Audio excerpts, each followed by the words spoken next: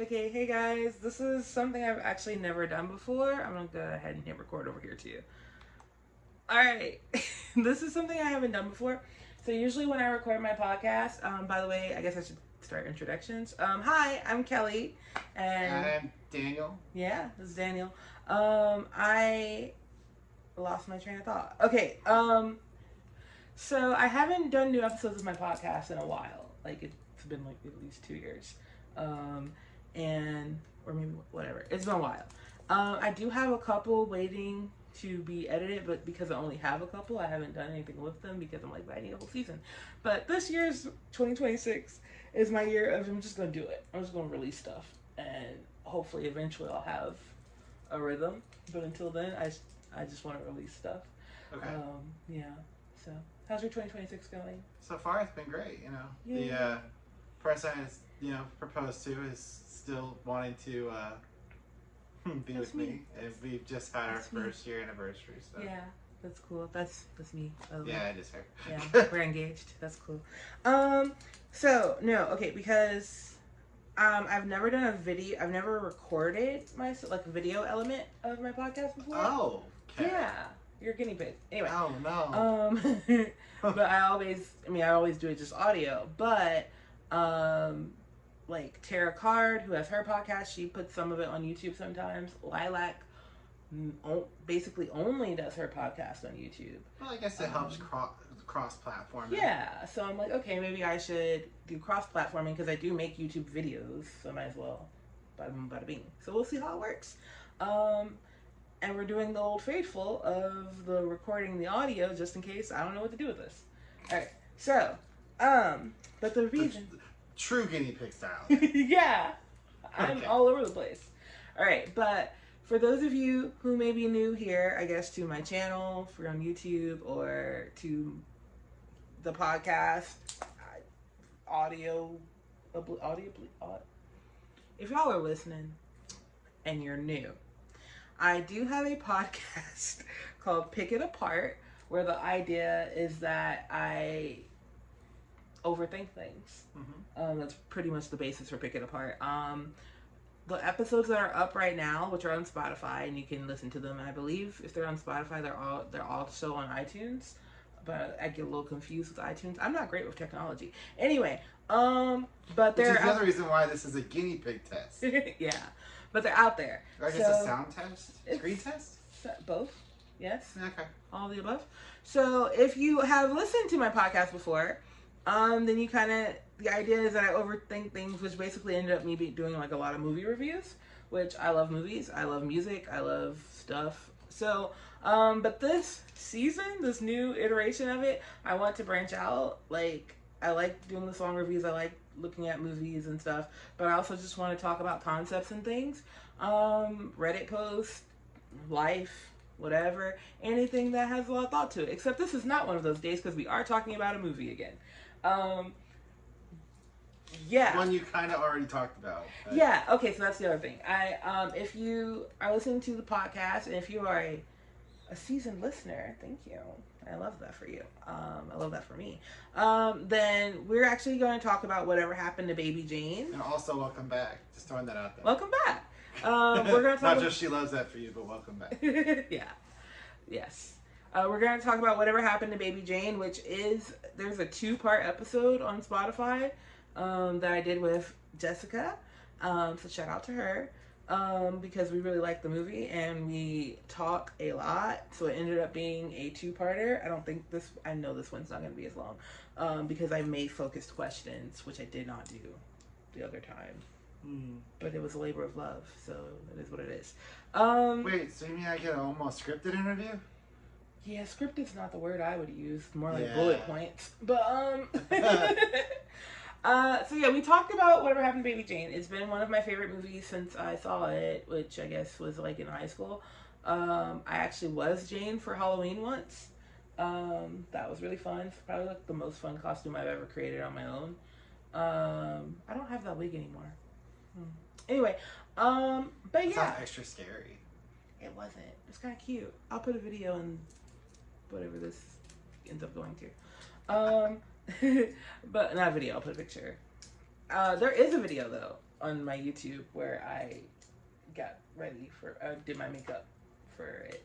So anywho, but yeah, Whatever Happened to Baby Jane is a 1963 film starring Betty Davis and Joan Crawford. It is a thriller. The premise is that a child actress and there's two sisters. One is Jane was a child actress, think like Shirley Temple-esque. And then as she got older, her star began to fade, and her older sister, who's only like a little bit older, but her older sister became a more prominent actress when they were in their 20s, as Jane's star began to fade. And then there's an accident, and Jane becomes the full-time caretaker of Blanche, which is her sister, because of that accident, Blanche is paralyzed, waist down, so she's in a wheelchair, and so Jane becomes her full-time caretaker. But there are rumors about the accident that, and the way the movie sets it up is that Jane tried to hit her with a car, and that is why she is now paralyzed. So that is the premise of the movie. Which brings me to my first question, and also my first spoiler, because it's actually the... My cat just crawled into my entertainment system for reasons unknown. I've never seen her do that before. I think she just wanted to poke her head out. See if she has. Yep, she's back out. Okay. Pets are fine. Anyway, she's just exploring the space again. Yeah, so I guess there's never been a... Okay, so the way my entertainment is set up, like, y'all can't see it and you're not gonna see it because it's a little messy, so no thank you. But there's like two little slots, right? And I pushed a table over there to make room. So I guess she's never had a launching pad of this sort, and she said, I must figure this out. And honestly, good for you. Anyway, but rewind. This is so off the rails. This is how episodes end up being full hours long. And when that's they don't fine. Yeah. Okay, so rewind. That brings me to my first spoiler. So if you are like anti-spoiler, this movie's from 1968. So 62 or my 3. bad. It's from the 1960s. Yeah. So if it counts as a spoiler, still, you know. Yeah, I mean, there's like a list of old movie spoilers that I know, and I still haven't seen the movie. I know that. What is it? Rosebud is his sled. I've never seen Citizen Kane. I don't even know what it's about. I think I had to watch it for a film class once. So I don't even remember it. We still don't know. I remember watching the Rosebud scene and him dropping the snow globe. Everybody's seen and him dying, and that's all I remember of that whole movie. But that's the only scene everyone knows. You gotta tell me what happened in the middle. I think I checked out. It was his sled, guys. It was the sled. There you go. Anyway, that's greatest movie ever cinematically, though, supposedly. According to a lot of people. Maybe we should watch it. I don't know. Okay. Anywho, so spoiler. I checked out in college when it was like a grade. You think I'm gonna check out? Okay, but hear me out. And here's honestly a thought that I have, and like y'all can tell me how you feel in the comments or whatever. But I do now personally, I'm the kind of kid that was always ready to watch a movie to review it, because to me I'm like, oh, I'm getting a grade for cinema, bet. So I'm always gonna take it in. But I do believe there's the other side of things where if you're forced to do something, you automatically hate it. You automatically hate it because that's me. Yeah. that's me. If I'm told to do it, I hate it. But if I choose to do it, then for some reason it doesn't matter. It doesn't matter what it is. Right. You're like one of those people that you have to think it was your idea. Mm-hmm. Yeah, that's fair. Yeah. It has to be framed as my idea, or else I hate it. See, the way I think is like, if I'm getting a grade for it, or I guess if you translate it to adult world, like say if my job was like, watch this movie, if I'm getting paid for it or I'm getting a grade for it, I'm like, all right, I'll do it. Well, I think like, in the adult world where it's different. Because mm-hmm. like, okay, I can get paid to stand there. Right, but if you're getting, okay, hear me out though. You're getting paid to watch a cinema classic, and you have to watch it though because that was what they told you to do, and then you tell us your feelings. Do you think that you're already still a percentage of mentally checked out because you're like, I don't want to do this? I think I'll be able to focus through half of it, but I think if it loses my interest in any way, we're done. Okay. But I'll hopefully have an opinion formed by then, because I just have to tell him what I thought of it. That's I have to tell him I watched the whole thing, just what I thought. You ready? So you're doing the method of Entertainment. Ooh, you're doing well. Yeah, you want to be entertained because they made you come here. So, but you set your bar higher because you're already like, I didn't ask for this, so the bar is higher. You know, which is not bad. It just means it needs to be good. And hey, there you go. But I'm saying like I feel like if I'm given the task because I don't have to do other real work, I'm already into it. I'm like, all right, let's go. But that's also because I can also be passionate about how dumb I think it is, and I will express that. Whereas gladly. I can be passionate about how dumb it is, but that's when I turn it off. See, I have watched my share of train wrecks. Not a lot. There are some things I won't finish, but when it comes to movies, I tend to stick it through the movie because I'm like, okay, it's gonna be a movie, yeah. Yeah. But if it's a series of movies one of the movies is really bad, that I normally end it there. Wait, no, because if you are watching a series. Did you like the first one and then you didn't like the second one? But that doesn't mean the third one's gonna suck. So sometimes I give the third one a chance. Yeah. And that's only if it's like a direct sequel kind of thing. But if it's like it jumped 20 years type of thing, then it's like, you're I really over don't it. care. You're just over it now. Yeah. You're like, okay. Like the storyline doesn't really match up anymore. It's whatever. Right. The characters aren't even the same. Well, because for instance, like I like the Scream franchise, but I don't like the third movie. But I still came for the fourth movie. Now after that, I haven't seen anything. I think the sixth movie's where I dropped off. I don't think I saw the sixth one. See, I haven't gotten to 5 or 6. But if I had done the way you were, I would have ended at 3 because I was like, this sucked. So I would have never watched 4. But I actually like 4. Well, every now and then I give a series a chance after again, but I have to give it time. Felt. Because sometimes if like the series is already out and like you can go into the next one. If I didn't like the last one, I gotta give it like maybe a couple months, maybe rethink my feelings. Okay, I can not. see. That's fair. You're like, I don't. Now she's just throwing stuff on the ground. She's just throwing stuff. She's just throwing stuff. Oh, are you gonna come make an You appearance? want to come be in the shot? Oh, I said No. the S word. Okay. Shots. Now she's never coming. Anyway, but oh wait, we might have a little visitor. All right, so this is Sugar. Sugar Tiger. She is the one that we've been staring at in the corners. And if you're on audio, she's cute. All right. Go check out the video on YouTube or wherever she posts it. Yeah. So, honestly, if you're on audio, that might get edited out. I have a feeling this is going to be raw footage. Anyway, but that leads me to, at this point, you have had well enough time to leave if you didn't want to be spoiled. So, that leads me to the spoiler, because I spoiled the twist for you to explain the movie. And, I already knew the twist. I knew the twist when I watched the movie the first time. It's one of those old films that the twist you just know. You know Fight Club, you know The Sixth Sense. The Sixth Sense. I have a lisp, and if you say something, you suck. Anyway. Real quick, the Sixth Sense. Yeah. I didn't know the twist of that movie till I watched it. Oh, really? I knew he saw dead people, but I didn't know what the twist was. So you gotta wait clean. Be. See, I feel like there's a lot of people who, whether they've seen it or not, they know the Sixth Sense twist, they know the Fight Club twist. Now, I've never seen Fight Club, but I know the twist. I've watched it, but I didn't know what the twist was specifically. Like I didn't attach to that movie until I saw that movie. So like I had seen it spoofed in other things, but I didn't see it there first. Gotcha. So for whatever happened to Baby Jane, there's a twist. And you can fast forward about 3 minutes if you don't want to hear the automatic twist. Whatever. Hopefully we'll be done with this bit in 3 minutes.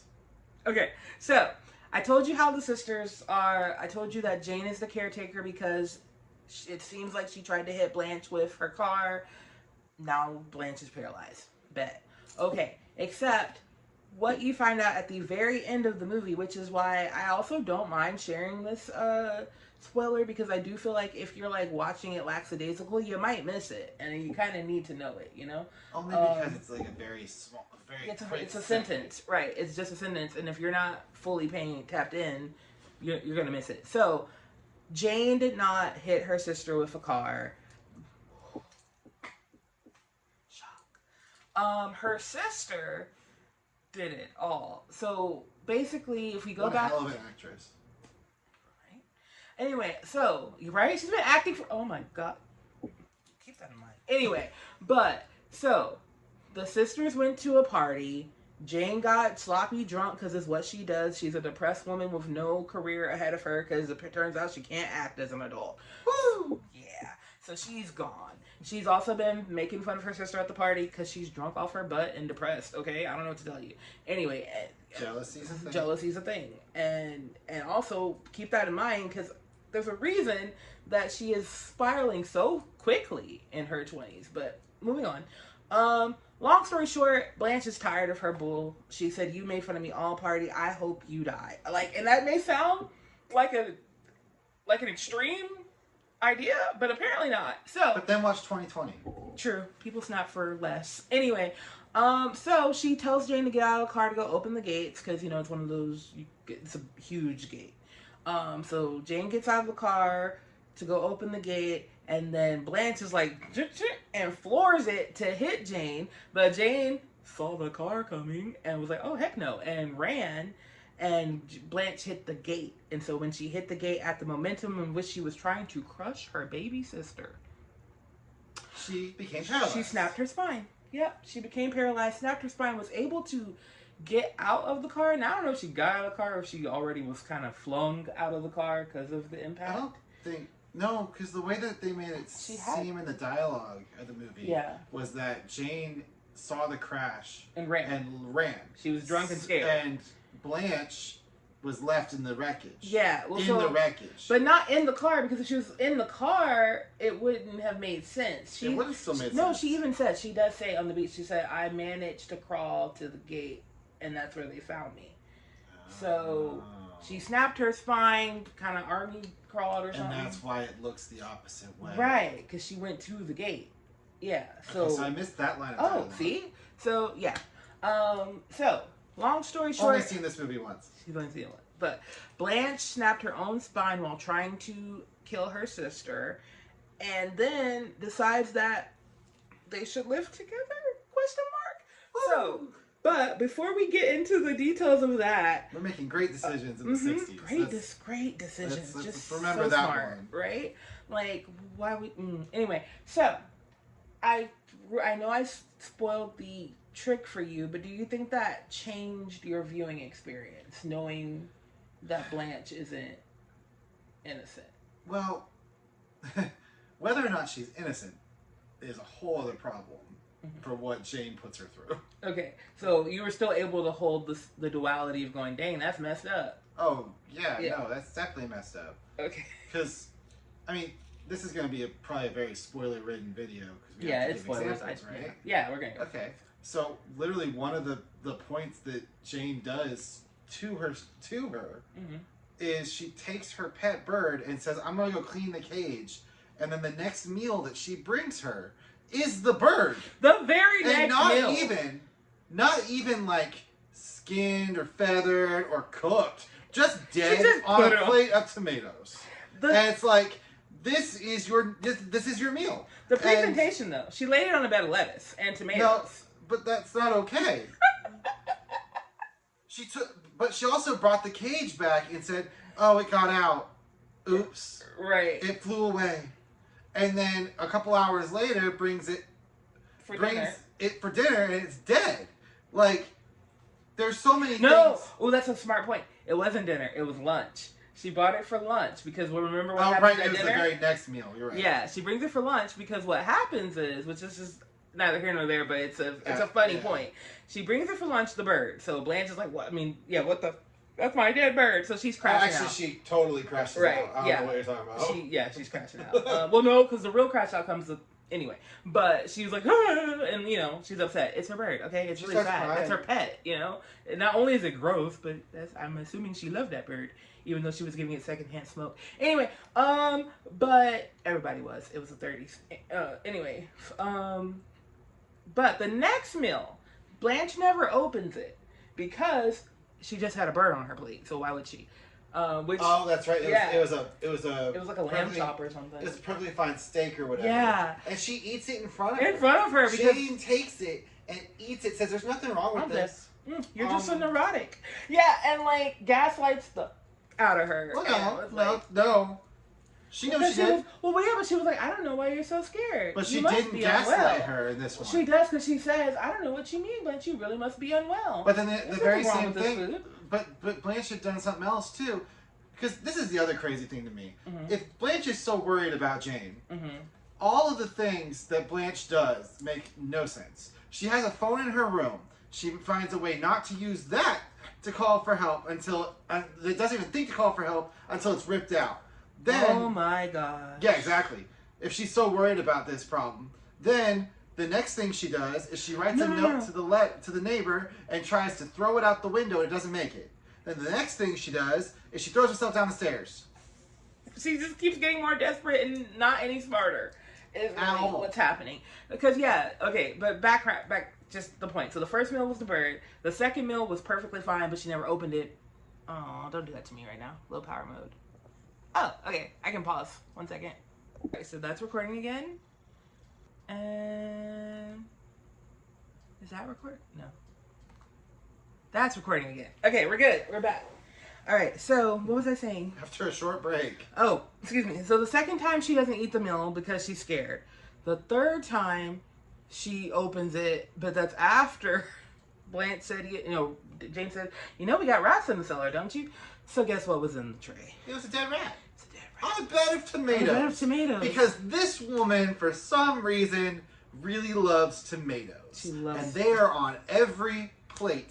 It is a crazy amount of tomatoes for no reason whatsoever. Right? Okay, can we actually, for the amount of lack of work I'm sure she wants to do, and because they also have a maid, it is wild that she put so much presentation on that plate. That's exactly. And she chased a rat to kill it and put it on that plate. For the amount of work she doesn't want to do, she did a lot of work for this. Yeah, because the bird was easy, right? You just snatched it out the cage. But where did she get, I don't even want to know about the rat. Anyway. It was in the cellar. It was in the cellar. And so that's when. Unless she found an already dead one and put it on the plate. Either way. That sounds more like her speed. It's still gross. Actually. So nasty. So Blanche crashes out. Good. I know. But Blanche crashes out again. Because duh. And this time it's a full, she's doing her wheelchair in circles and screaming to nobody. Meanwhile, Jane is laughing her butt off in the hallway. So, to be fair though, knowing that Blanche had done that to Jane, mm-hmm. but Jane doesn't know it, right. And knowing that Jane doesn't know that, yeah. I honestly, unfortunately for Blanche, was kind of like, she could do worse. She could do worse. You did try to kill her. You did try to kill her. Yeah. And then you made her your indentured servant. So the fact of the matter is, Jane can be doing so much worse to you. And it's still not great. That brings me to my other point. So I was perfect, like you said, that segue into it. Online, they basically say, I was looking at some opinions online, and they're like, both sisters are villains. Oh, definitely. They're both villains. But someone said, but they felt that Blanche is, by definition, a sociopath and worse because, so if we set up the timeline, yes, Jane is doing some whack stuff right now.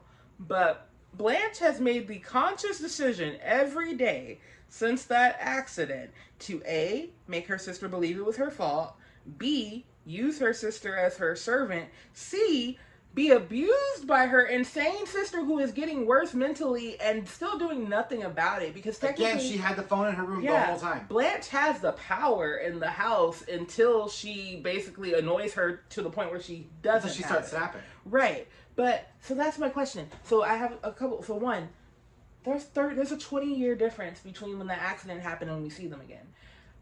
I can't imagine these 20 years, 25 years or so have been... easy. Like these last 3 days. No, they couldn't have. So that's my thing. What do you think they've been like? Because I can't imagine it's been to the height of Jane's extremes. So, because of the way that Jane is. Yeah. And how she was the spotlight. No, not exactly that. Basically, she loved being the center of attention. Mm-hmm. Blanche came in and became the center of attention, not on purpose, because she was going to kill Jane. So that's a whole other problem.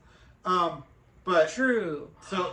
So what happened is that Blanche usurped her center of attentionness. Mm-hmm. But when they were children, because I don't know if this is gonna be a thing later. But when they're children, Jane is the one that gets all the attention, right? And she's on stage, she's doing all the extra stuff, which is part of the reason why later she's unhinged, and she is. It really is unsettling. Shout out to Betty Davis's people. Because yikes. Oh, it's unsettling. Yeah. Yeah. But she does all that stuff, and then the mom and her, not Jane. Mom and Blanche are off to the side, and the mom says, "I beg you, don't forget how she treated how she and your father have been treating you, and that you treat them better whenever it's you and you are the one that's in this middle of the spotlight." And a little crazy girl says, "Oh, I won't." And she says, "I will not forget what they did." You bet I won't. And she says it threateningly, and says it again, and then you pan, and it's been like 20 years. And now Blanche is the star, and Jane has got the worst screen test or whatever it is that they show, which you told me was Betty Davis's actual footage. Right, so I'm so intrigued by that. It's sad to me. It's sad, but it's it's not unless sad. they took it out of context. Oh, that's like it's a movie, like an actual movie, and then they refocused it over here with dialogue to make it be bad. Right. What if the purpose in that scene was that she was playing a role? You know, like what if she was pretending to do something in the scene? No. What if the scene was taken out of context? The whole movie part. Right. That's what I'm saying. What if in the scene? What if her fake Southern accent is a fake Southern accent in the movie? You know. No, what I'm saying is like they used real footage. Like it's real footage. No, but right. But so what if the commentators from the directors are making it seem worse the way they're picking at it? Right, like they're purposely picking at it right. wrong. No, that's what I'm saying. Okay, hear me out. Okay, so say the movie is called Last Summer. I don't know what it's called. And Last Summer, what if Betty Davis' character goes to that interview and has a fake accent, so it already looks wonky, but in the context of that movie, you're like, oh well, she's faking. That's why she's doing this. That's what I'm saying. I was agreeing with you, but like putting it in the full. My bad. Got you. All right, we're good. So, okay. Yes. I was like, she's not hearing me. No, I hear you. No, but no, I do think that's baller though, because so there's archival clips of Joan Crawford, who is Blanche, and Betty Davis, who is Jane, in their films in the 30s, and I do think it's baller though. Whatever the reason is that film looks bad, I kind of think it's a G move for Betty Davis to be like, yeah, use it. I mean, I'm a stellar actress right now, so who's gonna check me, boo? Like, although again, she is unnerving as all hell towards the end of the movie, as she should be. She worked very hard on that character, actually. Anyway, I bet. Yeah. I bet. Yeah. But, okay, but I'm talking about the 30 years of, the 20 years they had in that house before we get to this. This is where I was getting. I was building up to that. Okay. So, shortly there, because the whole relationship for their contracts was that every movie that one had to make, the other one got to make. Right. But, because Blanche was so successful, she made it so that Jane had to also hit movies. Which, even though Jane was not doing well. Because she was drinking. All of her movies were like flops. Yeah, and she was actively getting worse. Yeah, and then they go and have that party problem, which you learn later is at a party. Because what happens in the movie is that you pan to a car pulling up, one person getting out, walking to the fence, and then you put it in gear, and then it does the credits. And then all of a sudden, you hear a scream. There's a scream, and you see her in the wheelchair shortly thereafter. But you don't get all of that. So, right. But probably what happened is, if I had to guess, the first few years was active, like, you did this to me, from Blanche. She had to do enough conditioning. She had to do enough conditioning to make it okay. Yeah. Jane could not remember what happened because she was super drunk. So it didn't help that she couldn't remember what was going on. Right. So she actively took it on as she did. So she felt guilty. And that guilt got worse and worse and worse until finally it became a psychosis. But the problem with that is that other people were around while that happened and got to watch Jane's descent, I guess. I want to say spiral. Yeah. Yeah, because Elvira, they're made that you meet a little bit later. Been there? She's been there long enough to see Jane get worse. So here's because they actually comment on it. Yeah, that she's gotten worse. So here's my thought. Here's what I think actually happened. Backing off of adding on to what you said. Let's say the first 5 years, it was probably a lot of guilt beating from Blanche. Definitely. And reiterating, I'm only here because you did this to me, yada, yada, yada, yada, yada, yada. And Jane is accepting it. So I have a feeling the first 5 years, as far as Blanche is concerned, were good. Because Jane, and you know what, I'll hold that thought. But the first 5 years were probably good because Jane was probably in an apologetic stance. Because she was actually starting to believe that she did Was this. it apologetic or more like I think penitent? So. No. Like maybe she saw this as penance. Penance, maybe. It may have changed that. But here's the thing. Because if we go back, and that's why I want to get into their relationship. Because if we take the end and the beginning, something starts to show itself. And it's a dynamic that I think Blanche is truly the villain here. Because in the very beginning, the dad, I want to talk about the dad for a second. It's very clear that the dad is a stage dad through and through. He wants to also be famous because he plays all her songs. And if you notice, I don't know if you noticed, even when we start talking to the new pianist, every song Jane has in her repertoire revolves around him. It's a letter to Daddy. They're all about My daddy loves me, blah, blah, blah, blah. Which some people have also brought up the idea that he might be weird. But we don't know. I mean, Jane might have been messed up for multiple reasons. Maybe, right. Maybe the reason she was drinking and escalating so bad in her 20s is that he did something weird as a child. Yeah, which I don't think that's far off. It's possible. But even if he didn't do anything, extra weird from what we're implying, he still did not give her a childhood. And I think that has a lot to do with how she acts in the beginning, the ice cream. She's exerting, because kids, so what I feel like I've learned a lot is that when kids have no power, no control, they take it wherever they can get it. And her demanding ice cream in a public forum to her dad, where she knows he's going to straighten up and try to make everything be quiet. For her. She can get the ice cream, but she's also exerting power because she probably has no power. She's also like, and we're going to get some for Blanche too. That too. And that's the other point I want to make. That's the thing that makes she no says, sense. can't Blanche have some ice cream? And I think she was genuine because of how it ends. She wanted her sister to have ice cream. So let me just paint this picture. Dad is a jerk. Dad cares about Jane's career. I don't know how good of a dad he is, though, but he does care about Jane's career. He doesn't care about Blanche. She's not the talented one right now. So he doesn't care. Jane is a child. Jane probably likes to play with her sister. She wants attention from her parents. She does like the media attention. I think she wanted her sister to have some ice cream. Now, Blanche, being the overlooked child who is probably also used to Dad's temper, already said, she backs up. And she's like, no, I don't want any. But the thing that makes no sense to me about that one is what the dad does. Right. To that. Well, here's why. And here's why I think. So when Blanche, okay, for y'all who are like, what are y'all doing? Okay, so Jane demands ice cream. Dad finally says fine. And Jane, he says fine in front of these people that are looking at them acting crazy. And so Jane goes on to say, okay, well, I need ice cream for Blanche too. Which he probably would have said yes to because, again, he's keeping up appearances. That's what's important here. So when Blanche, he did say yes to it. Right, but when Blanche says, I don't want any, Dad gets mad because he's losing control of the situation. And so we already settled it. Why are you making it a problem again in his head? And he's a jerk to her anyway. Now, Blanche then took that and ran with it, and when she should have just been mad at him, she equated them. And I think that's what's happening in their dynamic. Well, the mom helps equate them.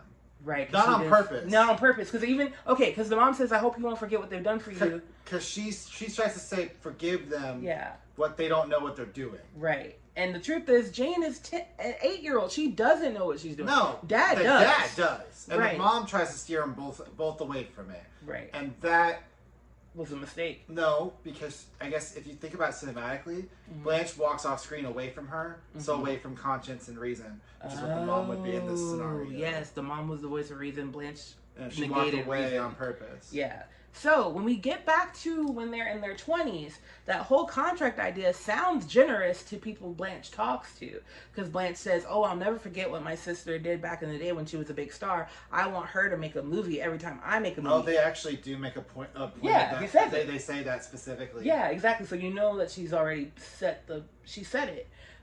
But we as the viewers don't realize this in real time because, again, you think everything is kosher. But now, as a viewer looking back, I'm like, oh, she set her up. She knew that every time a movie flopped, she never gave her the space to get better, right? Because think about it. If you do 3 flops, maybe you can go to, and this is MGM, these are contract days. They have trainers, they have acting classes, they have stuff. Well, no, if she chose not to go to those things because she was the talent But already, did she choose that? Or I bet she did back then.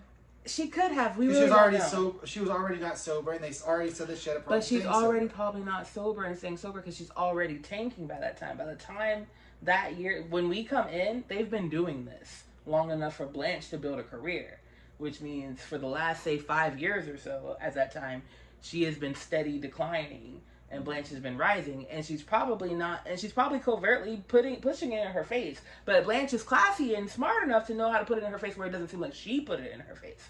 So it was evil from the beginning, and then Blanche messes herself up on accident, but she was just going to take the girl out. And then takes both of them out of it entirely. That's true. She ruins both their careers because Jane's career was so bad that she couldn't make movies without Blanche. And now that the way Blanche spun the story, she's an attempted murderer. She's a martyr. Yeah.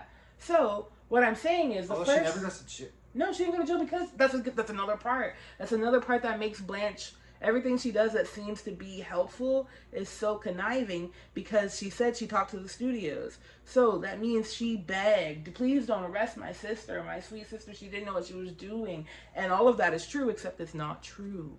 So she protected her by not letting her go to jail, but she only protected her to keep her in this house. And then, like I'm saying, so I feel like the first 5 years, Jane probably calmed down a little bit. But there's also a craziness with that thought. Well, I'll let you finish this thought first. Okay. I'll try to concise it because I'm sorry. So here's what I think. I think when we first started in the house, Jane may have actually been helpful and apologetic because if you also listen to her twice when she talks about the accident and it kind of starts to mess with her brain again, she's like, I couldn't do that to my sister. So she feels bad. Because she's like if I actually did this, what is wrong with me? So I feel like they would have had a period of calm where she was trying to be good to her. And then, but then it also broke her psyche. Right, it breaks her psyche because she's lying every day. And there's a phenomenon when you know something is true, even they can beat it out of you, but it's stuck in there. Like the truth is stuck in there. So now you're at odds with your own brain. And I think it started to dwindle. And then because she already had a predisposition for alcoholism and all of that, she probably started getting worse and getting bitter and et cetera. And all of it. Blanche made a mountain that she thought was going to be a molehill, I think. I think she thought it was going to be a speed bump, actually. But, I mean... Oh, I get it. The whole other... Yeah. The thing I was going to say, though, is I find it interesting that the house that they're living in, currently, I don't think it's the same house that the accident happened in. Because the way that the houses are set up and how big the house they were talking about would have had to be, the one that she was moving into earlier. Valentino's old house. Right. Yeah. But see, Valentino's old house wouldn't have been as big. It would have been bigger.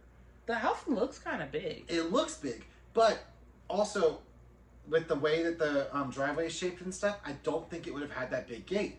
Especially because of the way the neighbors are and how close they are. That big gate wouldn't have existed. But see, then that goes back to the question of the house. Blanche says, I bought this house when I made my first picture. And Jane says, Dad bought this house and you know it. You're crazy. Right. Oh. With the money I made. So I bought this house. You think they moved back into an old family home and the Valentino house I think gone. Blanche had to move in with Jane because Jane had the house and Blanche's house wasn't ready. And that they couldn't go back into it and couldn't afford it after all the accidents and medical bills insurance and keeping her out of jail and all the other things. So now I think they're in Jane's house and Blanche doesn't remember that they're because she lies so much. Yeah. And so they're really in Jane's house and Jane is waiting on her hand and foot in her own house. She's trapped as a servant. Ooh, you might be on. I'll take it. That sounds about right. Which also doesn't help Jane's case. Jane is still Jane a villain. Is ridiculous. No one thinks Jane is not a problem. Villains. They're both Blanche villains. Blanche is super manipulative. Yeah. Even though there are times in the movie where they show Jane being manipulative, but she's not as good at it. Right, she's not. She thinks she is. But she's definitely not. Her lies aren't that good. Because that's the other thing. Jane, honestly, throughout the whole film, is functioning as a child. Like, she is a child. Now, she can do grown stuff. No, because think about it. Okay, just hear me out. So, we've got how she acts, how she's very reactive, and she kind of even stamps her foot. Like, she has a reactive personality. Yeah. Second, when we come to Edwin, who is this pianist she hires, I want to say hires because I don't think she ever actually gives him any money. She was going to. But she doesn't do it. She has the money. She never gives him money, which is again a part of never the issue. been hired. She's not so she puts out a ad in the paper for someone to come play piano for her so she can be so she can try to be a star again and rearrange all of her pieces for the current Jane. Except she still wants to do the child songs, which is kind of scary. It's a little terrifying. Thing. Although sending a letter to Daddy now with all the other stuff, since her dad is he really would gotta be dead at this point. The address really would be in heaven. Well, no, his address has gotta be. It's probably in hell. You know, it's in hell. He's in hell. That man is in hell. Anyway, I'm gonna stop pointing down, but he's definitely probably in hell. But. The mom, though. The mom is probably in heaven. She's like a saint in this. Yeah, she was probably so exhausted. She probably died when they were teenagers, to be honest. Anyway, she's. I wonder if Blanche took care of both of them at the same time. This is a thing. I feel like Mom died young. I have a feeling Mom died when they were young to counteract any sort of sensibility in that house. But the other problem is that the dad is dead before the 20s. Yes. Before they have both, their both of those parents are dead by the time before they become movie stars. Yeah, I'm kind of thinking Blanche might have done it because she already had sociopathic tendencies. You know what? Maybe, but so although that's a whole other thing. Yeah. The way it's not covered in the movie. It's not covered. But hey, fan theory. I think that theory. The way that she tries to do Jane in, I would think that she may have done something similar with her father. I would suspect it, but. So my thing though is Edwin, the way she interacts with Edwin, she just wants to be liked. That's her core thing. She wants to be liked. She wants friends, which does bring back to something she yelled at Blanche. She said, "You never let me have any friends. You're always lying. You're always doing this." And again, at first you're like, "You're crazy, so you're probably lying." But then Blanche goes, "But I want you to have friends." Have friends this time. Right. She said, "Not this time, Jane." So Blanche has been doing this woman dirty their whole entire lives. Oh yeah, of course. It's only sucky that now it's no fun when the rabbit's got the gun. Like that's it. Moving on. All right. Not moving on, but holding it. But Blanche is also trying to leave Jane there. Yeah. Now she wants to leave her there because she's with no money, no anything. Well, no, she said she wants to find a facility to put her in, but she doesn't. You know, that's what she's telling Elvira. So you think she was lying to Elvira? I'm positive. Oh, I thought she was because that's why Elvira kept asking, "What do you want to do?" When are you gonna do it? And right, that's true. She was dragging her feet, like she hadn't figured out what she was doing with it yet. But they had a date to move. Like, how does that work? Which they didn't do. Well, they couldn't. No, she canceled. If very gay. Well, yeah. Jane canceled it. Oh yeah, which is a whole other thing. But y'all can just watch the movie for that. But anywho, my point is what? Oh yeah, Blanche. Jane. She interacts with Edwin. She wants to be liked. She wants him to like her. She doesn't even think about them. To her, the money was like, who cares? But she's like, okay. But she learns quickly. She learns how to play the game. She's like, okay, you want the money? I'll give you the money if you'll come hang out with me. You know that she's. I'm not saying all day she's a child, but she has a very childlike mentality. $400 for a month though is a pretty good amount at that time. Too much. Right. Especially for what he was going to do, which was he was just going to play the piano. He wasn't really arranging the pieces. No, he wasn't doing it like they're already arranged. All he has to do is change some notes around. Yeah. Maybe just change the keys. Like it's difficult, right. But it's not. It's not $400 a month worth for $450. Yeah, because that's way more than they would normally have made. I feel like, especially for a person who is out of the acting or who's out of the career field for a while and trying to break back into it against new artists. Yeah. There's no way she's going to make that capital He did not deserve, he would not have deserved that kind of money to begin with, but it really never matters. Plus he was lazy and a whole bunch of other things, manipulative. Yeah. He had a whole bunch of other problems on Edwin could have his own section, but we're not going to because I just don't care about him. But, yeah. Does he really get a whole section? Like, he barely gets a footnote of the movie. He's like barely a character, but everything he's just there long enough to be problematic. To be a problem. But everything you're saying about him, honestly, if you did a case study on him, Edwin is also terrible. Like, they're terrible people. Everyone's terrible but Elvira. Right, everyone in this movie is terrible except Elvira and poor Elvira. She's just a little dumb. Yeah. She shouldn't have turned her back on her. Anyway, but... Yeah, that was dumb. It was so but stupid. she was doing it for the right reasons. Yeah, so shout out to Elvira. She's like the only person that... She's the only good person in this whole movie. Yeah. Not even the neighbor. She's weird. Yeah, the neighbor didn't make any sense. The neighbor was like all starstruck. Yeah. All the time. All the time. And then kept getting hella offended. Only for the one in the wheelchair. That she can't even see. The window that she can't even see because she never comes downstairs. Right. But she does knock on this other woman's door who also was once a star, and also it's her house, and she completely disregards her and is like, can I see your sister? Every single time. Every time. And then she's wondering why she has an attitude. Girl, because you're rude. Anyway, but moving on. Yeah, so but that's overall my idea, is that Blanche, yes, is a victim, because it's a great story for duality, because everything Blanche is doing in I think the 3 days we know them, because I really think it only happens over like a week. It's a week, on the week we know them, is awful. Don't get me wrong. It's a little bit longer than a week. Is it? Because I don't know. We don't no, because they get to past the moving date. Mm-hmm. There's been a couple different calls, at least a few meals. Okay. Yeah. She hasn't been to the point for where a while. Now she's hungry. Yeah, she wouldn't have been starving if it had been like a day. Right, and she was starving enough to go try and raid Jane's room. Right, which would have been dangerous, which means she was okay, yeah, I got you. So yes, this week, and probably, let's just be honest and say the last year. Well, no, obviously. I want to say it's like 2 weeks. Amped up. It's probably the way the story goes. Yeah. She's been incredibly abusive. Well, no, it's longer than that because Elvira gets dumped and then they. It's only been like a couple days, maybe. Whatever. Let's say a month. Little while. This month, Jane has been outstandingly abusive. No. She finally snapped. Yeah, she snapped. So yeah, she does bad things, but I do believe Also, Blanche and her craziness, because we didn't cover this yet. Every time that Jane has any modicum, any type of time to herself or anything, Blanche starts ringing this stupidly annoying bell as many times as she can until she shows up in her room. And then she goes, "Oh, I just wanted to ask a question. Yeah. I didn't really want that. I didn't want anything." And so, that doesn't help your case. No. That actually would piss me off even more. Right. It would piss off a normal person. Yeah. Oh, you'd make me so exactly. mad. And so that's what makes my question is so one of my questions is, why is Blanche choosing the choices she is choosing?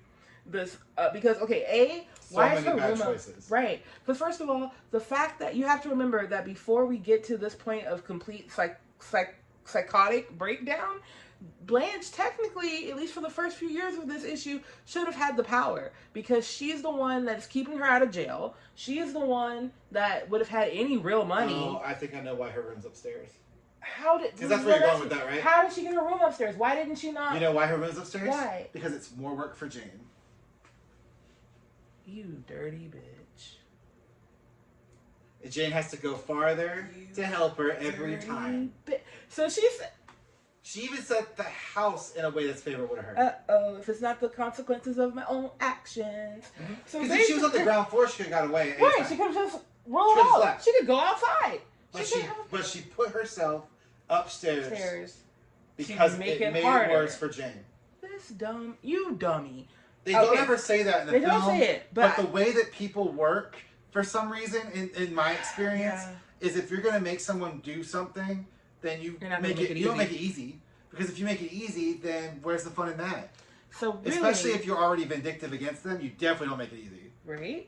So what we're saying is, whatever happened to Baby Jane is a story about how this vindictive little asshole somehow finally got her comeuppance. Because she basically set herself up for this exact failure. Because again, she made it harder for her to get free. She also made it harder for her to get food because the kitchen was on the bottom floor. Downstairs. She could have put herself downstairs to get herself food. Instead, she forced it so that Jane had to serve her.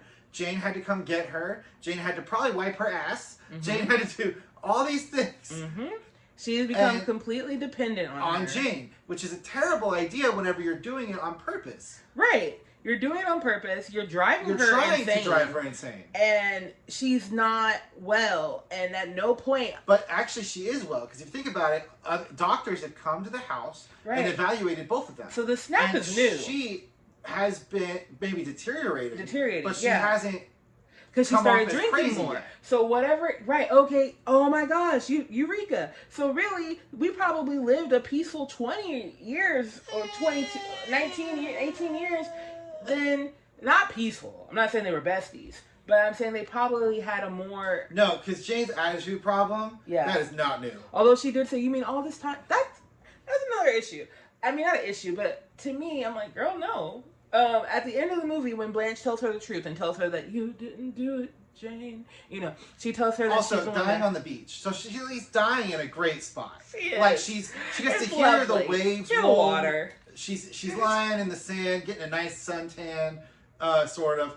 She can't move, but she's wrapped up in a blanket. She's getting a nice tan on her face, hearing this ocean, and she's in the sand, and she's hearing all the people frolic around her. It's a nice, pretty day. It honestly couldn't be a more deserving ending for her dumb ass, because... Although the movie's ambiguous, so we don't know if she survives this. But we at least know... But the way that I feel like what happened is she died there. She out, yeah. Not only did she die there, the cops don't pick her up or move her in the end scene, and Jane's over dancing. She's having a great time. So, I say that ending is so fitting for her, because it is... The ending is her psyche's broken. She's not going back to anywhere near normal. She is a child from that moment on. Yeah, because now she's at the beach again. She wants to get her sister ice cream. She buys ice cream for her and Jane. Mm-hmm. Well, actually, she steals it. Well, yeah. They said that would be 40 cents, and she says, "Thank you." And because if she was 8 again, she would get the ice cream. They say 40 cents. She say, "Thank you." Her dad would have paid for it. So she's a child again. Yeah. And Blanche has to sit here and listen to this and be like, this is it, isn't it? Because she tells her the truth. And at first, Jane does have a moment of lucidity. And she's like, what? And then she kind of...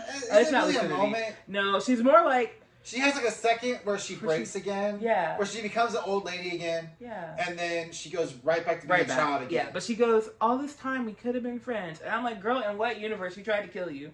Like, no, all this time I should have beat you. Anyway. But Jane immediately went to we could have been friends. Which goes back to she was not the problem. Was friends. Right. She wanted her sister to be her sister. And Blanche lost her mind at 12. Blanche lost her mind I want to say 10. Like 10, yeah. Okay. So yeah. Oh my gosh, you're so right. Yeah, so honestly, this is all just a comeuppance for all of it is a brat. Is Blanche's fault. Right. All of it. And again, yeah, Jane deserves to be in a mental institution and she needs help. Well, but Jane, I don't think would have needed help if Blanche didn't do what she did. It wouldn't have Jane gone so wouldn't bad. have needed what she needed. Right. She probably would have moved on, honestly. But no, you made her do this. You made her do this. You moved into her house. Damn. Because I think the trauma of the incident made Blanche forget which house she was in. Maybe so.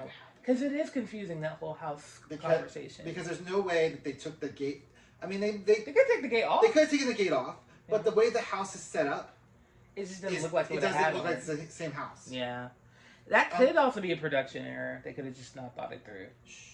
Yeah, I like your idea better. My way's better. We're in Valentina's house and now they're in Jane's house. Because again, there's the thing. Every time Jane has an outburst, once we start, I do believe her. Like all of Jane's outbursts are, "We're in my house. Right? We're in this. This happened. Mm-hmm. What are you talking about? Right. And you lie.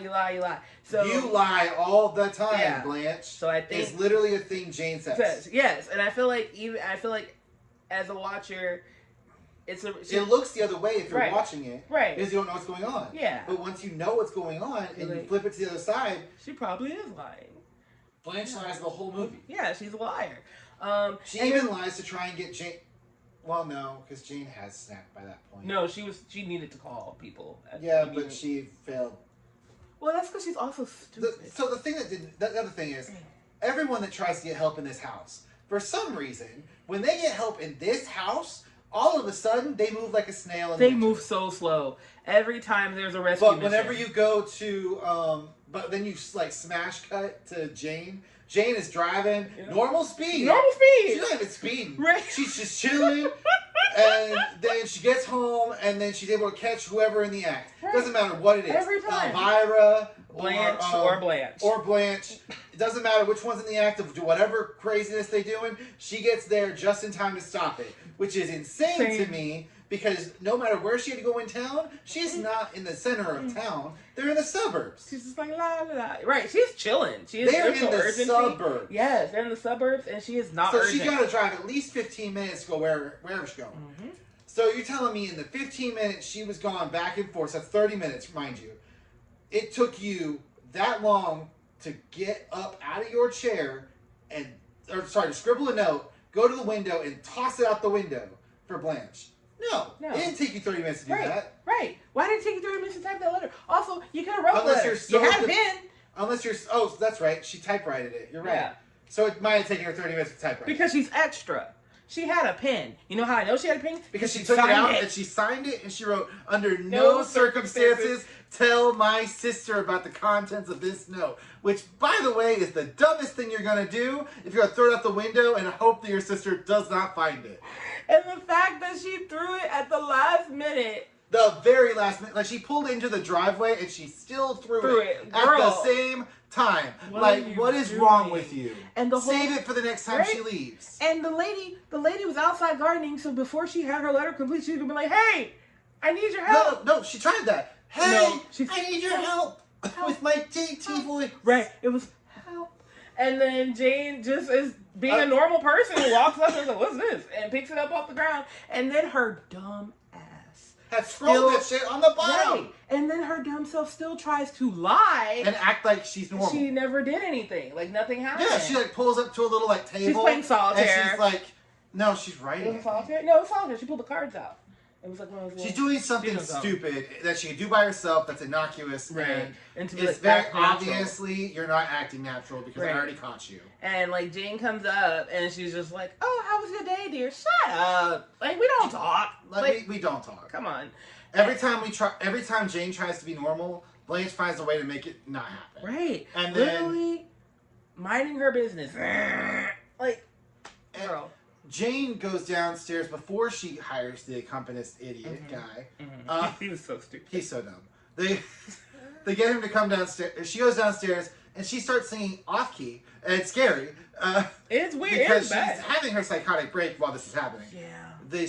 One of the songs the song she sang earlier in the movie, well, not she, but her character sang earlier in the movie Jane, about sending a letter to Daddy. She starts singing it in a very broken, old person-y voice, which is so much more unnerving.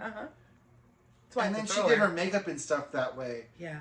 Like she was still a child. And then she gets to a point where she says something about standing in the mirror of the light. She talks about when she's like, when I'm good, she's talking when she's still a child. She's like, when I'm bad, my daddy says I have the brass. And she said, someone told me because I'm much too young to know. But then she sees herself. Oh yeah, I'm much too young to know that she walks into the light and she sees herself in the mirror and she freaks out. And about the same time that had happened, Blanche had already started hitting the buzzer. Right. But I can't decide is if Blanche knew what was about to happen, or if Blanche was trying to stop Jane from having any fun. I can't decide which of the two it is. I don't know, because part of me wants to give her some slack and say, she's about to have a breakdown. No, because there's no way that she would know she'd have a breakdown, especially not from the upstairs room. Right, because she has been having fun. Yeah. Multiple times. Unless she does this every weekend. Right. I don't know. I can't tell if that was malicious. Yeah, I can't decide if that one was malicious or not either. Except for the way they framed the shot. Whenever they switch it to Blanche's viewpoint, and she's banging on that button. She's banging on that button, and her face is not it's not oh, let me care for you. It's like, right. She doesn't look caring. She doesn't look concerned. And also, she looks like this needs to stop and again, this is why I call her stupid, because while she starts banging that, Jane breaks out of her own breakdown and starts yelling, and it was like, fine, whatever you want. Basically, and she's still ringing that bell until she hits the piano, and then she jumps oh my god! Yeah, once the piano gets slammed, and then is it that time that she goes up there? And she tears out the button. Gives her bird. Oh yeah, she doesn't tear the button until Edwin's there, but she gives her that bird because she's like, all right, you she already did the bird. No, the bird was then. No, the bird happened already. Miss Ring a Bell, anybody comes? Lunch, Miss Hudson. No, lunch, Miss Hudson. Fine. And then she goes into the thing, and that's the first time she serves her something jacked up. Okay, because before that, she was taking care of her like an old person. She was actually doing everything she was supposed to do. She was a little nutty because she's old. Yeah. And I mean, drunk. That happens. Right. Older people, they get nutty. within. We get nutty, and we're in our 30s. Yeah. So, I mean, it happens. Yeah. So she's already agitated. Her life sucks. I mean, her life sucks. She didn't do anything. She hasn't had a good life since she was 12. Yep, she is not. And that one, we're concerned. And we know that she hasn't had a good life since she was 12. Was probably not great then either. So I just don't know why she would purposely do things that are actually annoying. Like, you're actually annoying the person that has to come up here and do stuff. Because again, it goes back to what the mom said. Don't forget what she did to you. And so Blanche said, and when Blanche said, "I never will forget," Blanche is still acting like a child. They're both acting like children. Okay, they both act like children. But where is your sense of, what's the word, self-preservation? I think Blanche signed that away whenever she slammed the car into the gate. True that. Because she can't. She literally had to give up the taking care of herself at that point. So now she's like, it is what it is. It is what it is at this point, but I'm going to make her life hell. Right. Because in her mind, she had to do it because she was talking trash about her the whole time. Right. You made fun of me at the party. So she has to die? You made fun of me at this party. I have to get rid of you. The only way I can get rid of you is with this car. Shout out to the car. I can't just rework my contract. Except she's a miserable heifer. All she had to do was, I can't just rework my contract and make it so you aren't a star anymore. No. They don't have to pick you up anymore. No. They could just give me all the extra money. Right. But I'd rather kill you. I'd rather you no longer be in my face. Ever. Yeah, ever again. Dang. And look how that turned out. Yeah. Well, it turned out as, So my last question, so you said it could be a remake because you were saying that some of the things could have been faster. I think they could because this movie, although I do no fault to the actors or anything, I think it was just my own personal preferences. The movie was putting me to sleep. It's a thriller, cool. It's a psychological thriller for sure, which is the movie I tend to actually like. If that's the type of thriller it is, that's more my thing. It's the psychological ones. So the thing is with that, for some reason, the way that it was like the pacing of it. So like we said, the way that the characters were moving inside the house, for some reason they were snail pace, but outside the house they were normal pace, but still fast enough to get to do whatever they were going to do. Like, it made no sense. So, some of the pacing things could have been better, and maybe some of the, I want to say, dialogue choices? Because some of the way that the dialogue was put is more like on a stage. Because a lot of times back then, it could be a play. Plays, when play dialogue and movie dialogue were basically interchangeable. They performed the same. Yeah. So, my thing is get more. I'm not saying that those actors performances could be redone. No, it won't be the same. It won't be the same. But if they got new actors, So, some of it is some of this. What would I change? Right. We have so many more mental health things now that we know about. If we use some of the knowledge we've accrued. Hold on, your hat's doing the same. It's falling back, right? It's made, it's so funny. I'm just going to take it off. Okay. I'm done with it. But it's fine. So, yeah. Continue. We know so much more about mental health now than we did. And so we could play it for a couple different things. Yeah. We could make it so that one of them is autistic, if we wanted to. Not because we could say autism No, is bad, we're not saying autism is bad, but because would we it could change the way they see things? Yeah, would change the way they see things. Or we can give one of them an actual condition as well.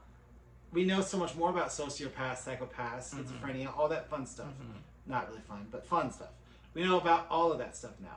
So we didn't know about that when this movie first came out. So we can also start introducing, say, maybe like her meds were out. Oh, so maybe Jane's psychotic break is both her meds were out and the crap playing through. You could add an element where, like Jane. What if Jane had med management and a therapist, and as something, we need to know what changed. Because for Elvira to say that she started drinking more, which means she wasn't drinking more, say, a year ago. Yeah. What popped, because I'm sure it's Blanche's fault. I'm sure it's Blanche's fault. Yeah, that made her start to snap into, if we could have like an element where maybe she has a therapist, and so you could get her inner monologue too, and you could see her starting to we could start seeing both sides devolve more. Yeah. Because what we see in the movie is, she's definitely devolving. You can see it happen in real time. We don't offer any but you don't have any insight on on what's going on in her mind. And you don't have that for any of the characters, Blanche or Jane. No, that's true. And then there are other things that could get fixed, like a certain actress being recast with someone who maybe can say lines and have facial expressions that are good. Shout out to BD. So fun fact, who got a cameo in this movie because they wanted to work together. No. What happened was, see what happened maybe was, maybe I misunderstood. According to feud lore, they could be a little off. Feud lore? That means they're fighting. Well, I'll tell you when you're older. Anyway, no, just kidding. I'm older than you. There's a show called Feud that's based around the making of this film. However, so according to the lore, which I'm pretty sure is accurate. Oh, they hate each other real bad. Anyway, but so also characters hating each other. Yeah, but Betty Davis's daughter, B.D. Hyman, she can't act.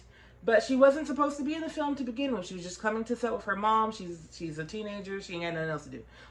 Anyway, but some of her facial expressions aren't even pretty. They tried. They did try. The makeup department did a good job. But they couldn't help them faces. That's what we call an opinion. Do I share it? Irrelevant. She shares it. I don't even like her. I don't care what y'all say. But I don't like messing with people based on their looks. Anyway. I'm not messing with her based on her looks. I'm messing on her based on her timing and her expression was terrible. Which happened to be, her acting choices were her expressions. Yeah. So unfortunately for her, so bad it's not her looks. That she had to do them off screen. So, anyway, long story short, she stood off set and they were like, say your line, but say it loud enough they can hear you. And it still wasn't emoted.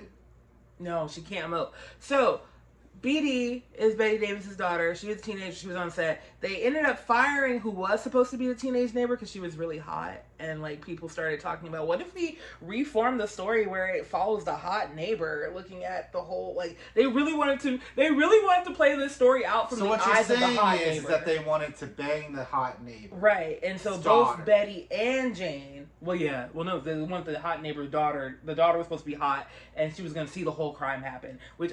Honestly, I have no idea how that would work. This is not where we go. What if we remake the movie with that mindset? With that mindset? I don't know, because I feel like it takes too much modernize it. It takes too much modernize out of the house. it. But also, so take some ideas from modern life, and then also revamp that part. So they fired the hot, maybe. I'm open to it. Anyway, but they fired the hot girl. Obviously not we remake it. We don't have the money for that. But anyway, you don't. I don't need the money. Just back us. Anyway, but they redid the film. You don't have to back us. I want to do it. Anyway, but because basically both Betty Davis and Joan Crawford were now threatened by the idea of their movie being basically redone through the eyes of some rando teenager. They gasped. Yeah. So they're like, and then they both old ladies. Right. Give the young man a chance. Not like this. Get her own movie. Anyway, but so they're like, no. They should be happy to be helping the career of an up-and-coming actress. They were in their 50s, and they both hadn't had their wins in a minute because the studio system sucks. So they needed this. Both of them needed this. Anyway. Needed this. They did, though. And they were... No, we're not... No. Anyway. I actually don't like Joan Crawford in this movie. I have my own... She's not my favorite actress, seems okay? extra... I mean, if she seems extra frail on purpose, if that was what she was going for... No, it's just there's some choices of hers I just don't like. I don't know, like, Oh, well, no, that was weird. I don't know why we did that. Well, no, you mean when she was dying? Well, yeah, she was half dying, so what do you want her to do? Not at that point. Oh, you're not talking about when she was in bed? No, I'm talking about when she was throwing that window. Oh, yeah, that was dumb. That was a choice. But that might be the director's fault. Anyway, but Now, Betty, on the other hand, Betty went way too good on this one. Oh, yeah, she did her own makeup on purpose. I bet she did. Worked really hard on this. But my point is, B.D. Hyman is her daughter. B.D. cannot act. It's so bad that even her mother realized she couldn't act. But there was nothing they could do because we don't have time for this. So we had to put her off screen. So what you're saying is she went to her daughter and was like, honey, we have to talk. But baby, you ain't cut out for this. We're going to keep you in our movie. But you ain't getting another one. Right? According to Feud, they really did have a moment where Betty was trying to help her run her lines, and it just kept getting worse. And she was like, I can't. I literally can't. She only had 3 lines in the movie. And yet... Anyway, so, shout out to her. I don't care for her. Let's not shout out to her, because we're actually dragging her. I genuinely don't like her, so it's fine. She was a jerk to her mom in the end. Oh wait, isn't she the one that wrote the expose about how bad Betty Davis was? Yes, but not the. I think you're mixing the two, but you're not. You're also not wrong. Didn't they both have kids? Both have kids. Yeah. So the first happened was Christina Crawford, which is Joan Crawford's daughter, and she wrote "Mommy Dearest." Yeah, but Betty Davis wasn't a bad mom, right? Yeah, that's kind of how it turns out. So yeah, B.D. Hyman tried to catch the same fire by following Christina's footsteps. Wrote her book, but by most people's accounts, when you read it, which I thumbed through it out of curiosity, she's just whining. Like, where Christina's book is like, my mom beat me. So what you're saying is that BD's is like, one time Betty Davis's daughter is a tryhard and a copycat. Copycat for sure. She tried to copy her mom's career, that didn't work.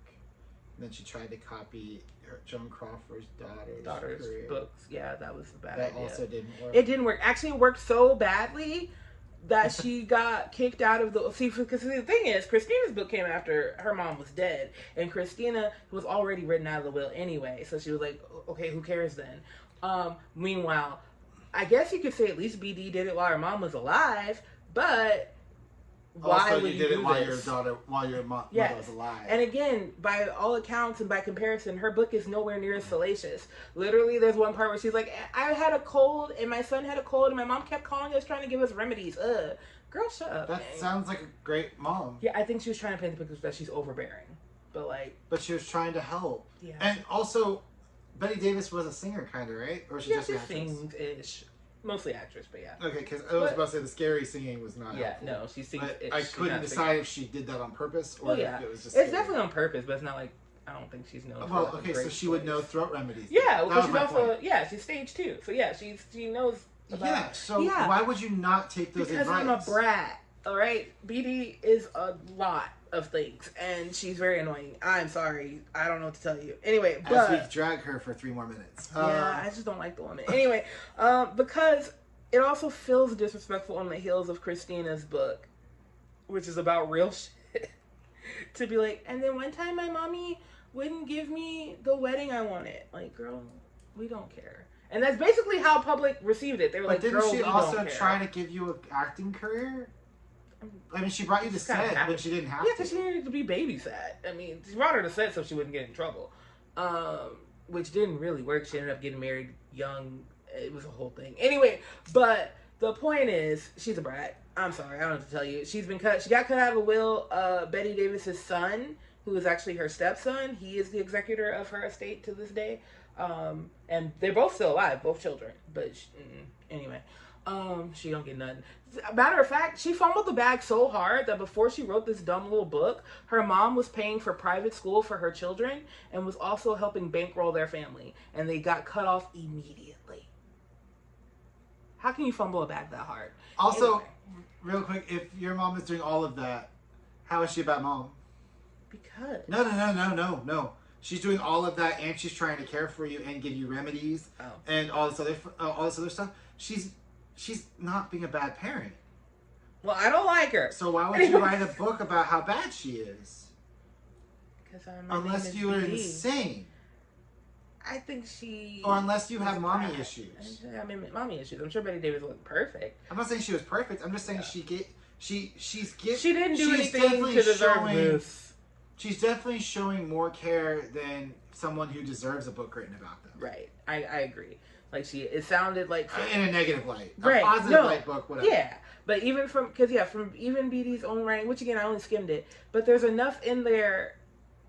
It's weird when you write something trying to make a point, and within you trying to make the point, I can see the other side of the point.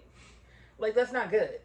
Anyway, no, but no, because whenever you're trying to write a something to tell all someone's opinion, to tell your opinion and convince them of your opinion, you have to be able to keep them on your side, right? Like you kind of wrote a book that put other people on, So it didn't work out. It didn't work out. It wasn't a good book. It didn't sell that well. Ho hum.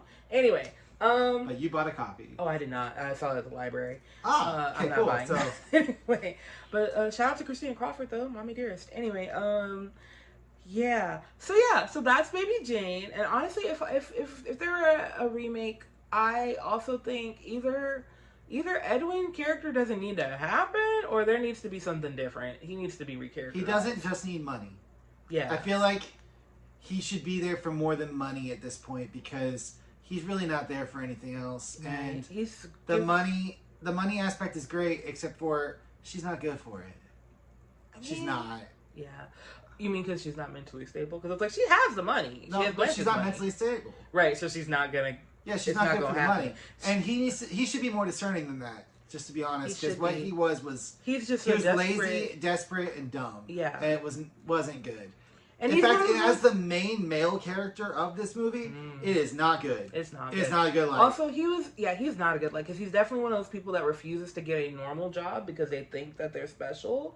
Because that was also a part of the problem. He's literally yelling at his mother, who must be in some sort of pain because her doctor said she can't work for 6 months. For arthritis. Yeah. And he's like, well, what are we going to do about money? This big overgrown man who's just eating a sandwich on the computer. I mean, not computer. He's playing on the piano, but he's like not doing anything worthwhile. He's not even trying to get He doesn't want another job. Right.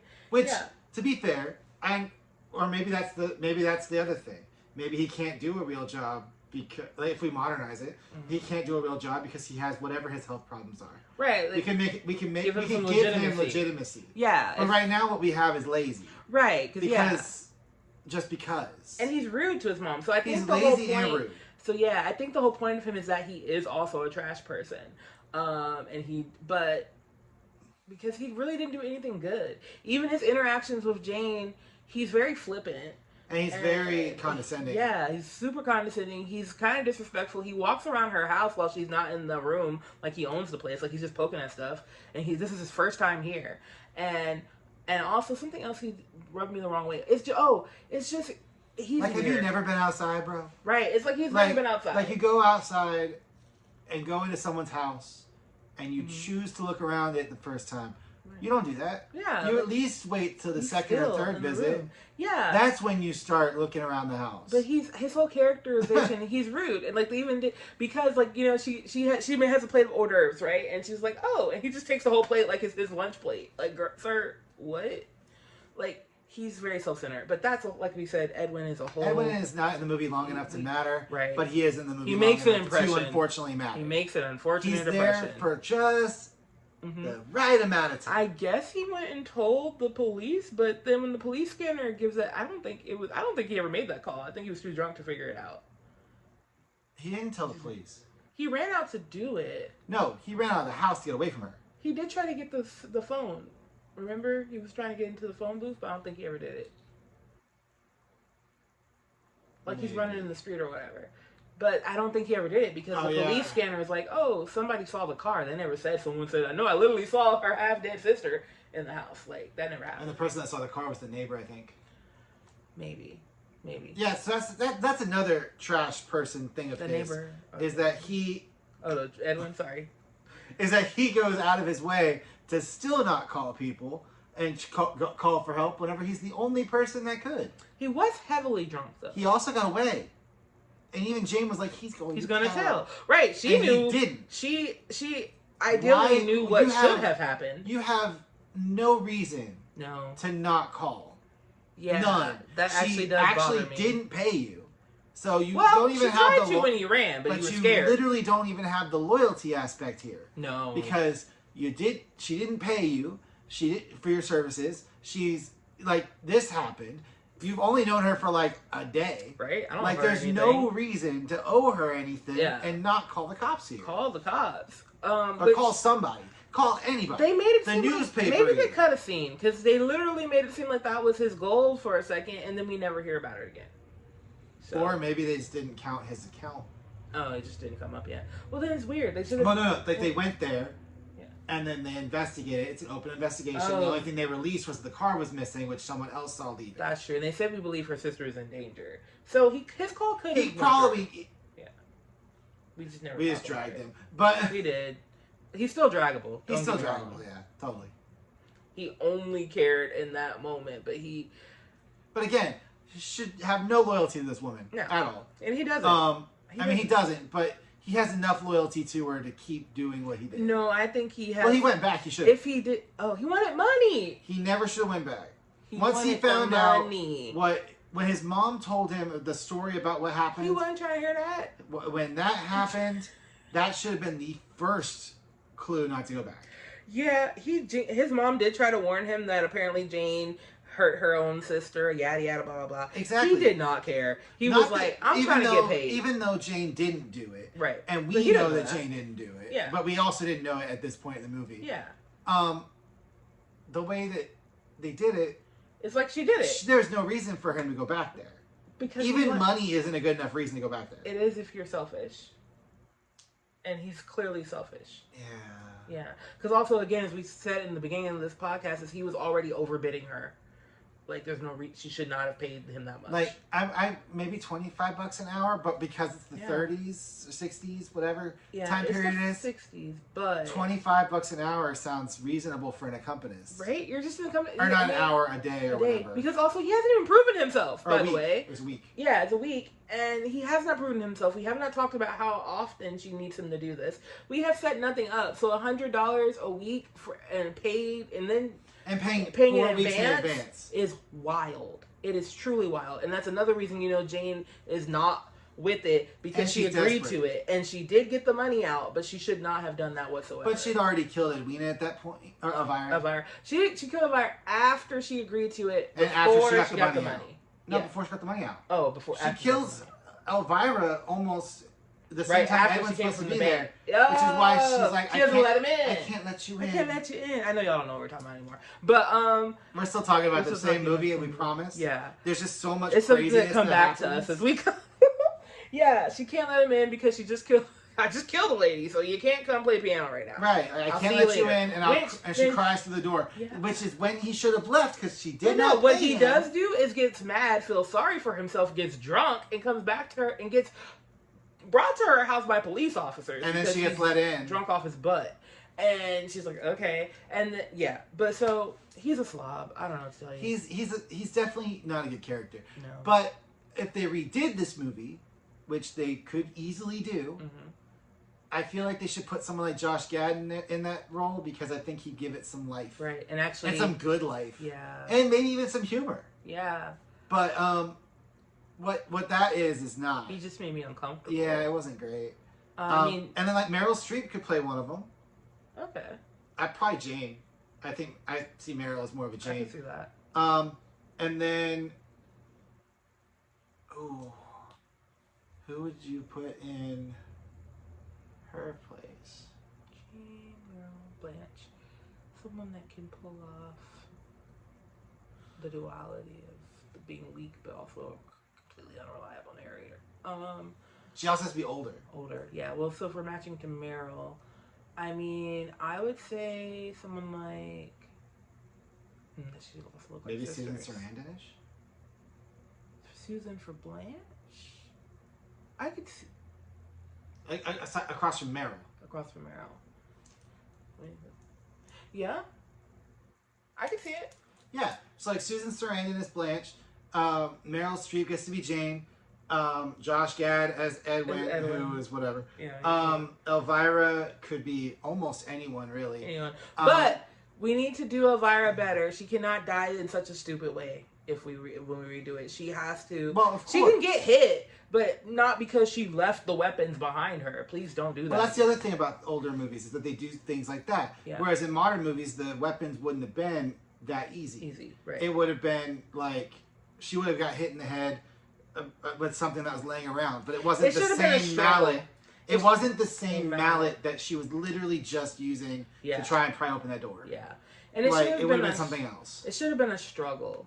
I would believe that more. Because also, it's clear that Jane acted on impulse and just hit, and now she's dead.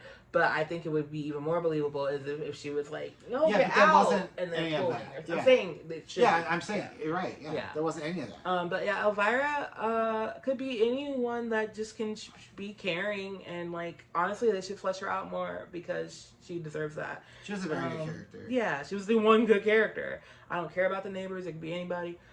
Except, again, either the neighbor has to be seen as someone weird or she needs to calm down a little bit. Because she's very angry. Well, I think that the neighbor's role in this, which also, by the way, her scenes didn't make any sense. Like, they were not needed. They weren't, though. Between her and the daughter, we literally could have just paid them to not happen. So the fact that they even had those scenes didn't make any sense. But if we're going to have those scenes, because we're going to have an outside viewpoint of the house, which could work. Yeah. Maybe like a character witness statement. I guess you still needed somebody to not get the note. Yeah, okay. So we could still do that. And it could literally be anyone. Yeah, anyone. Like, we can even put a gay couple in there. Put a new... Ooh. Diversity. Anyway, a gay couple, trans couple, whatever. Yeah, whatever. Something different. Anyone can be their neighbors. I don't want a mother and daughter. This is a modern version of the story. We can even have young kids over there. Little kids, old kids. That are like, whatever. Gossiping about the crazy lady next door. That would have made sense. Anyway, lots of things. So many other viewpoints for what's going on there. Yeah. But yeah, we can obviously up the diversity the second time. The only problem is the house calls. But just do it. The doctors do. We're not doing that. Because, honestly, we didn't need to do it because he never came. Yeah, that's true. He was also useless. Oh, but that means that so Elvira wouldn't just be Elvira. It could be a hospice nurse type situation. Oh, not hospice, because when you're in hospice, you're dying. I know, but like a nurse. But like a nurse, they have nurses that go to people's houses. Yeah, and home care, home health care, and telehealth. Yeah. So the doctor would still have the same role. Yeah, see. Yeah, we can fix it. We can do it. I think we should remake it. Anyway. I don't think we should remake it. I don't know why you're selling yourself short. We don't have the budget. I think we should get crowdfunded. Okay. So off this one episode that may or may not be seen by a lot of people, I'm hoping that it does. But we'll see. You want to put a GoFundMe on this episode? This one right here. Yes, crowdfund this. We will remake whatever happened to Baby Jane. I know the movie really well. Real quick, just so anyone who's listening is aware, the actors we named are not cheap. Again, we're going to crowdfund, you see. Again, they are not cheap. They might be cool with this idea, but they're not going to come cheap. What if they are just so enamored by the project that they're like, I have to be there? Their names alone and their teams of people that stand behind them are not going to take We Love the Project. Well, we might have a gimmick because Susan Sarandon played Betty Davis in Feud. So now, wouldn't it be full circle for her to be to yes. I didn't know that. I knew you didn't, so I was like, okay. And so it was also interesting that you picked her as Blanche because I was like, okay, yeah, flex those muscles. Show us like a tiny bit of Jane, but now you actually. Well, because I was thinking Meryl would be the perfect Betty. I could see Meryl as the perfect Jane for this. I could see both of them could do it, but I actually like your version better. I like the idea of it in those roles. So I'm just saying. Because I don't see. My other problem is I don't see. Susan going full baddie? Well, no. It's more of I don't see Meryl going full dependent. Okay. Because every role I've seen Meryl in, she is the dominant person in everything. So maybe she stretches. She's Meryl. I get that. But she literally just got... literally, as of time of filming, is just now about to be getting... The Devil Wears Prada 2, but put back in theaters. She's about to be Miranda again. She really should have a dominant role. She's about to be Miranda again. So we can use the heat of her dominant role. See, we know how to cast things. Hire us. Anyway, we understand the promos. She literally is about to be material. Miranda again. She needs to be a dominant role. Okay. We understand promotional material. Hire us. Anyway, so that, I mean, I think we've picked it apart, and now I've picked this movie apart twice, because I love it. But I think, yeah, so I usually ask this question with thrillers and scary movies, but I don't know that it applies here because, as we discussed, Blanche literally put herself in the situation. But if somehow she hadn't, do you think you would, I guess, well, forget Blanche, if you're Elvira, would you survive this movie? If I was Elvira? Yeah, would you have made, do you think you could have made choices that would not end you? Yeah. What would you have done if you're Elvira? First of all, if I was Elvira, wait. So, like, the way this question works. If I in the character's body? Yeah, you have to be. Hey yo, you ever notice how scared we are of our emotions? Being humans, a condition controlling. I'm just trying to shine bright in the sky, but the devil